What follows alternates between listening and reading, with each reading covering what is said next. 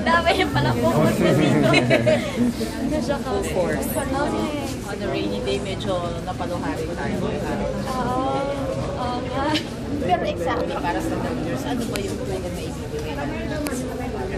Sorry? Anong klaseng tulong na ibibigay natin para sa mga bata? Paano mo na isipan? Yun nga, gusto natin yung tulong na hanggang hindi lang after the operation tapos hindi natatapos na. So gusto natin sila i-support hanggang sa tumanda sila, hanggang sa mga klase na magandang trabaho para kasi after the operation marami pa siyang gagawin procedure kagaya na mention nila kanina. So hindi siya madali, hindi rin siya ganun kakilala ng maraming tao ngayon kasi so andito ako ngayon para mas maging aware yung tao sa foundation na to and para mas marami pang matulungan bata. Paano nangyari? Bakit mo naisip? Sino kumapit? Yeah, it's because of Tita Lulu nga kasi naghahanap kami talaga ni Mama na foundation. And then parang ano talaga niya parang na-plan sa maybe ni God. So hanggang sa na-discuss and then mas sobrang naging malapit sa amin ni Mama. So this year nag-ano kami na gusto namin makatulong pa sa ganitong bata. So feeling ko iba kasi yung feeling mo na maramdaman kapag nag-sponsor ka na isang bata and nakita mo na natulungan mo siya na bago ba yung buhay niya. Like ngayon, first time kasi namin parang saya ng feeling. So ano ba yung konting tulong na mabibigay natin to change his or her life? Nung presentation pa lang daw as in naging emotional ka na. So, di ba, as in talagang pinapresent pa sa'yo na ito yung napili. Ayoko nga yung mga, lalo na yung salita, ayoko yung mga talking ganyan kasi ayoko nga nung feel na kinakaawaan natin sila and all. But, andito tayo para maging kasama nila and to support them to have a better life. Pero ilang kids na nakilala mo ang parang last year, 4, pang 9 ka na? 9 na total, last year and this year. Mga 9 or 10 po, yung mga na-sponsoran. And when you talk to their skills, ano sinasabi nila sa'yo? Actually, ngayon ko palang na-meet nga yung iba. So, yung iba daw na nakatapos ng operation. And gusto ko silang mas makilala pa. Gusto ko rin puntahan yung office nila para gusto ko mag-observe kung paano nangyari yung procedure and the therapy and all. So, marami pa akong, bago pa lang ako dito sa foundation and marami pa talaga akong kailangan matutunan. And are you encouraging them, your other friends to help as well? Of course, they're willing to help and hindi lang siya yung friends ko, tayong lahat na nandito. Humingi ako sa inyo ng tulong to support this foundation dahil makita nyo talaga dito yung development ng bawat bata. At yung konting tulong, yung mag-sponsor ka ng kahit one kid a year, malaking bagay yun. So, sana magtulong-tulong tayo para makita silang mag-smile. Yung luha mo kanina, ba't ka na ano yung nararamdaman at Eh kasi ako nagsasalita ka na ganyan, Tita Lulu kasi. Nakakatawa nung nakita ko rin si Julia Robert, makita mo, kung gano'n na na-appreciate yung tulong, diba? So, mas marami pa sanang maging ganyan, yung ma-feel nga nila na important sila, and yung wag na sila i-bully na itong mga batang to. Kasi nga, hindi rin naman nila gusto rin yun. So, nandito tayo para mas maging aware yung mga tao na hindi rin joke yung pinagdadaanan nila and para mas makatulong tayo sa mas marami. You're saying that you can be with them as much as you can kasi you have work. Yes, di ako magiging super active kasi sa schedule ngayon pa lang, siniksik lang talaga to. Pero asahan nila na andito ako to help kung hanggang kaya ko to support their foundation and para mas kung ano may kailangan nila, andito tayo para supportahan yung mga bata. Kat, it's really nice that parang you're so young and then nakikita mo yung parang social responsibility mo to give back, lalo na sa mga kids.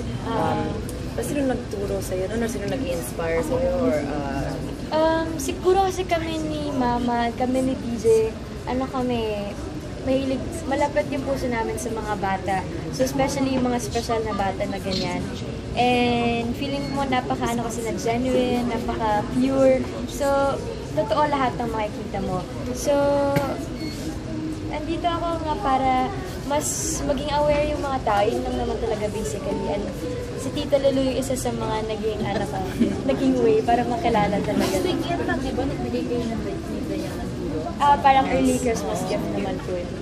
Kahit isa ba ito sa mga nasa bucket list mo when you were young pa? Oo, parang nasa bucket list mo yung maghanap ng maging volunteer, maging part ng isang foundation. Kasi iba parang nagiging buo ka kapag meron kang tinutulungan or naging part ka na isang something na nakita mo yung development. So, ayun, masaya. Marami pa ako sa bucket list pero na-check ko na to and feeling ko hanggang pagtanda makakasama ako ng foundation. May natitira ko ba sa bucket list? Kaya anong days na lang? 2015? Pero kung mo gustong gawin? Oo, marami pa siya. Kaya sa 2015? Hindi, parang lifetime bucket list. Can you name a few? Meron pa ba? Marami akong gusto puntahan, marami kang gustong mga mangyari pa sa life mo, mga di mo pa natutry and all. And yeah, ang bata ka pa, kaya marami pa ako gusto talagang matry at matutunan. Okay, paano mo yung Christmas? Ngayon, sa bahay lang po, yung New Year yung celebrate talaga namin. Maybe out of the country po with my family. Binabigyan ako ng 1 week vacation, so sasagarin ko yan bago mag-back to work ulit. So, yan, more on sa family po. Ano mas Describe 2015.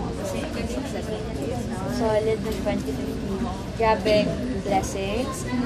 Grabe yung mga nangyari sa amin from yung Crazy Beautiful You and then Pangako Sa'yo po hanggang ngayon. So, Awards. ha? Yung mga awards, yes. Eto, nag-end lang na nagkaroon ako ng first ever Best Actress Award. So parang, wow, grabe naman yung 2015. Excited ako for 2016. Basta, tinatanong nila kung anong balak ko sa 2016. Basta sabi ko, I'll just go with the flow kung anong mangyari. And mag-enjoy lang talaga. Pero meron ka mga resolution. Do you believe in resolution? Gusto mong baguhin yourself? Sinabi ko tinanong ako sa PSY na and then sinabi ko hindi na ako magiging overthinker for 2016 kasi minsan na-analyze ko masyado yung mga bagay and masyado ako nag-iisip sa mga ganyan. Pero sa 2016 parang mag-loosen up ako and mas overthinker, parang lahat ng bagay masyado naisip na hindi naman kailangan. Pero nag-overthink ako. So, for 2016, mas Sa ito na doon na yung stress level. ewan ko, siguro kasi dahil din sa mga tao. Kaya masyado mo silang iniisip. But big projects lined up for 2016, meron na ba? May na-discuss po pero hindi pa na-finalize. Pero of course, PSY hanggang next year, early next year siya. So, yun muna. Maybe a Raneta concert. No! Hindi mo rin paghahandaan namin. Hindi ko pa po alam. Ngayon yung Christmas album, ayan. Pero baka may mga tour kami kung mahanapan ng time. And, ayun, PSY lang talaga yung focus. Kasi always everyday kami. Thank you, guys. Regalo na gusto mong ma-receive mo. From Daniel. Gusto ko siyang mag-isip. Ayoko ako yung mag-request. Gusto ko siya yung mag-isip. Anything, okay lang. And what would you want to give with them? Pina-finalize ko ba? Surprise? Surprise. So, ayoko na masira yung surprise. Pero, okay na siya. God, sorry, medyo news yung, medyo newsy. You're one of the kids talaga na parang very, outspoken with the elections and endorsing the elections. That's also something na tututukan mo rin sa 2016. Makikita ka Of pa more course. sa mga campaign. Yan, makikita po kasi nga, I'm 19 now and first ever chance ko to para makapag-boto and kung sino yung susuportahan natin. And, yeah. Yes. I saw you. To experience this first time nga, magbubuoto and everything. Oo, nakaka-excite and masaya siya. Na-enjoy ko siya. Just when it comes to the kids, like the kids na sana gumaya din na maging tutukan din nila to find out kung ano, I know that's not your big message. Kasi parang millennials are very important Sa vote. Yes. Yun yung mga nag-register na importante. Tapos yung boboto mo, hindi yung dahil yun lang yung kilala mo or yun lang nakikita mo sa mga advertisements. Importante yung makita mo yung plataforma niya kung ano yung tingin mo na paniniwala ka and di makapagbigay ng mas magandang plano and makapag-improve lalo na ng country natin. And siguro kailangan responsibility ng lahat na kilalanin yung lahat ng candidates. Tapos tingnan nila kung sino yung nila na makakapag-fulfill ng mga promises na yun. Gano'n ka happy kasi di ba yung tatlong love teams yung pinakasikat sa inyo dalawa sa kapamilya? Kathleen, Daniel, at saka JD. So, gano'n ka kasi, tsaka yung Lizken. Masaya kami ni DJ dahil parte pa rin kami at yung Kafnel, and gusto yung pasasalamat ko sa mga Kafnel sa ngayon andyan sila to support me and of course yung ibang love teams as well. And yun, naging special siya lalo kasi kami yung kumanta pa ng station ID. So, alam mo yun, parang pinakita natin na mag-unite lahat for the Christmas. Hindi naman kailangan kasi mag-away-away because nasa isang network naman tayo. Pero you're looking forward na talaga mas maging close pa yung kayo, especially JD, Lizken, talagang yung... Siguro gusto namin, lahat naman gusto natin silang makilala palalo. Kasi yung mga tao lang yung gumagawa ng issues naman talaga. Pero why not, kung mabigyan ng chance na mas makilala sila, parang magkaka-age din naman kami, so for sure, ang saya yun. What made you decide na, di ba nagko-culinary ka na sa Instagram post mo? Tama ba? Culinary ba or cooking? Sa Sa PSY yun. Akala ko nag-enroll ka. Oh my gosh, baka nga eh. Kasi nag-enjoy ako. Nag-enjoy ka sa cooking? Nag-enjoy ako sa kitchen ngayon dahil sa restaurant. So, we'll see kung ano pong mangyayari. Kat, congratulations yung kapatid mo is graduating on the Yeah, graduate na. Ano yung... Galing mo, para lang. Kumurot din siya. Wala si mama yung pala siya. Doon siya sa ate ko naman. So, graduation, high school, college? College po, nag-master siya. So, maybe sa Feb umuwi na siya. And nandun si mama ngayon to support her. Gano'n naman eh. So, parang di ata dito mag-Christmas si mama, pero it's okay. Doon muna siya kaya hanggang. Kasi ang tagal na di nakita. And magkasama madalas sa nila. Thank you very much.